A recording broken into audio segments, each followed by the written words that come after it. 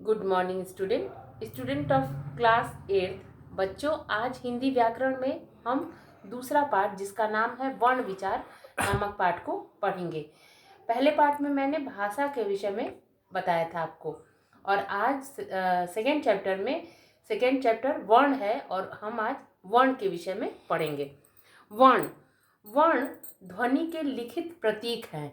इनका कोई खंड नहीं किया जा सकता है। ध्वनि क्या है? ध्वनि भाषा की वह सबसे छोटी इकाई है जिसका कोई खंड नहीं किया जा सकता है। जैसे क, क धन अ, ठीक, ये क्या है? वर्ण है। वर्ण ध्वनि लिखित प्रतीक है को वर्ण कहते हैं और इसका भी कोई खंड नहीं किया जा सकता है। अब देखिए वर्ण के भेद कितने होते हैं। तो वर्णों के दो भेद होते हैं। कौन कौन से? स्वर और व्यंजन। ठीक, स्वर और व्यंजन, ये वर्ण के दो भेद होते हैं। अब इसमें देखते हैं कि स्वर के कितने भेद होते हैं। स्वर आपको पता है कितने होते हैं? 11। तो अब देखते हैं स्वर के कितने भेद होते हैं। तो स्वर के 3 भेद हैं। पहला ह्रस्व स्वर, दीर्घ स्वर और प्लुत स्वर। तो ह्रस्व स्वर क्या है? ह्रस्व स्वर उन मूल स्वरों को कहते हैं जिनके उच्चारण में केवल एक मात्रा का समय लगता है, और ये 4 होते हैं: अ, ई, उ और री। ठीक। दीर्घ स्वर उन स्वरों को कहते हैं जो मूल स्वरों को उसी स्वर से मिलाने पर बनते हैं।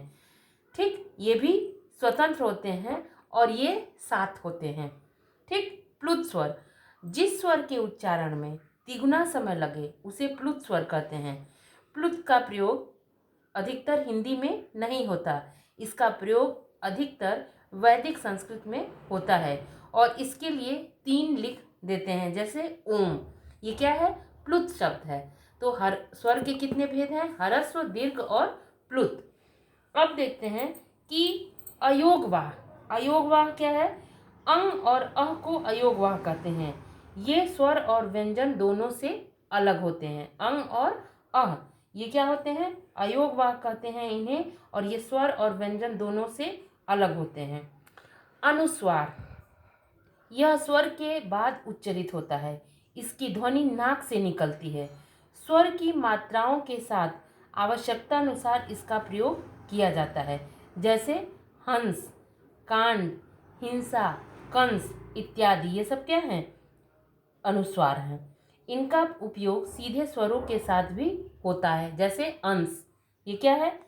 सीधे स्वर के साथ इसका प्रयोग हो रहा है। विसर्ग भी स्वर के बाद आता है। संस्कृत में ज़्यादातर इसका प्रयोग होता है और इसका प्रयोग हिंदी में प्रायः कम होता है। इसका उदाहरण क्या है? अतः। ये क्या है? यहाँ पर जो ये विसर्ग लगा हुआ है, इससे इसका उच्चारण क्या करेंगे? अतः, प्रायः इत्यादि। अनुनासिक इसका चिन्ह चंद्र बिंदु है। ऐसे स्वरों का उच्चारण ज्यादातर किससे होता है? नाक और मुंह से होता है, जैसे आंख, माँ। ये क्या है? अनुनासिक वर्ण है। हलंत क्या होते हैं? हल युक्त वर्ण को हलंत वर्ण कहते हैं। हल का प्रयोग स्वर रहित वर्ण के नीचे होता है, जैसे गद्दा, चद्दर, गट्ठर आदि। ये सब क्या है? हलंत वर्ण कहे जाते हैं। अब देखिए, ये तो हुए स्वर के भेद। अब आ गए हम व्यंजन के कितने भेद होते हैं। तो व्यंजन के भेदों में सबसे पहला क्या है? स्पर्श व्यंजन। जिन व्यंजनों के उच्चारण में वायु कंठ, तालु, मूर्धा, दंत तथा ओठ का स्पर्श करते हुए निकलती है उन्हें स्पर्श व्यंजन या स्पर्शी व्यंजन कहते हैं। इनकी संख्या कितनी होती है? 25।